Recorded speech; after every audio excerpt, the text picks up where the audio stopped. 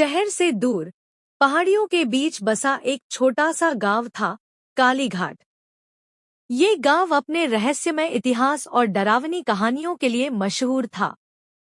कहते हैं, वहां एक पुराना पुस्तकालय था जो अब वीरान पड़ा था, और उस पुस्तकालय में एक किताब थी। एक ऐसी किताब जिसे कभी पढ़ा नहीं जाना चाहिए था। रवि, एक नौजवान पत्रकार, इन कहानियों की सच्चाई जानने के लिए कालीघाट पहुंचा। उसका उद्देश्य था गांव की इन लोक कथाओं पर एक लेख लिखना। गांव वालों ने उसे बहुत सावधान किया, खासकर उस किताब के बारे में। पर रवि जिज्ञासु था। जितना अधिक लोग उसे मना करते, उतनी ही रात उसकी के समय रुचि बढ़ती रवि गई। छिपते छिपाते पुराने पुस्तकालय में घुस गया। दीवारें काई से ढकी हुई थी और लकड़ी की अलमारियां समय के साथ सड़ चुकी थी। किताबों की धूल में सन्नाटा पसरा था। टॉर्च की हल्की रोशनी में उसे एक मोटी, काली चमड़े की किताब दिखाई दी।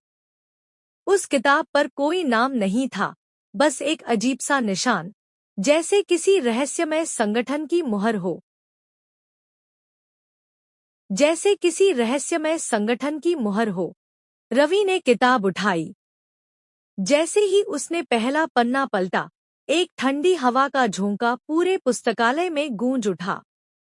लाइब्रेरी की लाइट झपकने लगी, और एक पल को सब कुछ अंधेरे में डूब गया। पन्नों पर लिखी भाषा कोई सामान्य लिपि नहीं थी। रवि ने उसे पढ़ने की कोशिश की, और जैसे ही उसने पहला वाक्य जोर से पढ़ा, एक चीख सी दीवारों से टकराकर गूंजने लगी। वह पीछे हटना चाहता था, पर किताब मानो उसके हाथों से चिपक गई हो।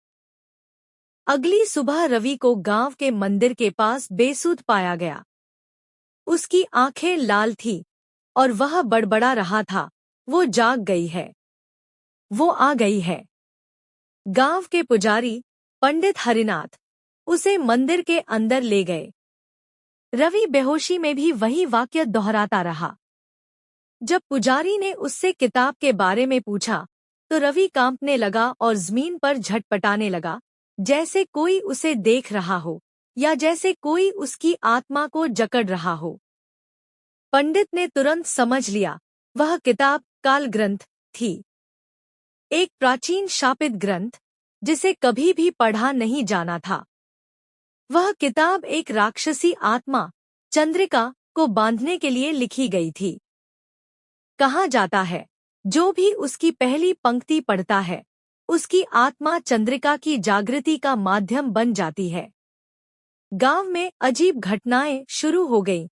पशु गायब होने लगे, रात को बच्चों की हंसी सुनाई देने लगी जहां कोई नहीं था, और कई लोगों ने सपनों में एक सफेद आंखों वाली औरत को देखा। रवि की हालत बिगड़ती जा रही थी। उसकी आवाज बदल गई थी। अब उसमें एक और आवाज शामिल थी, एक महिला की, जो रुक रुक कर कहती, मुझे पूरा पढ़ो, मुझे आजाद करो। पंडित हरिनाथ ने गांव के कुछ बूढ़े साधुओं को बुलाया और एक यज्ञ का आयोजन किया। किताब को वापस पुस्तकालय में रखने और उस पर निशाचरी तंत्रबंदी करने की योजना बनाई गई। लेकिन तभी रवि अचानक चुप हो गया। उसकी आंखें सफेद हो चुकी थी। वह उठ खड़ा हुआ और बोला, अब बहुत देर हो चुकी है। किताब पूरी हो चुकी है। किसी को समझ नहीं आया कि उसने ये क्या कहा। लेकिन फिर पुस्तकालय की ओर से धुआं उठने लगा। वहां पहुंचने पर देखा, किताब अपने आप खुल रही थी। उसके पन्ने हवा में उड़ रहे थे, और हर पन्ने से एक परछाई निकल रही थी। अंतिम पन्ना जैसे ही खुला, एक औरत की परछाई उस किताब से बाहर निकली।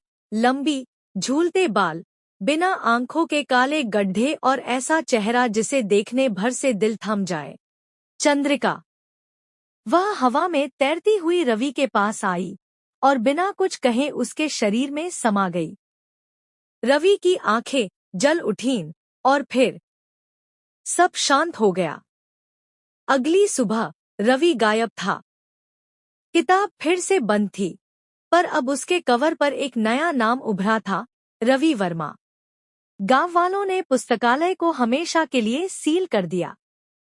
पर रात के समय जब हवा चलती है तो कोई धीमे स्वर में फुसफुसाता है, मुझे पढ़ो, मुझे आजाद करो।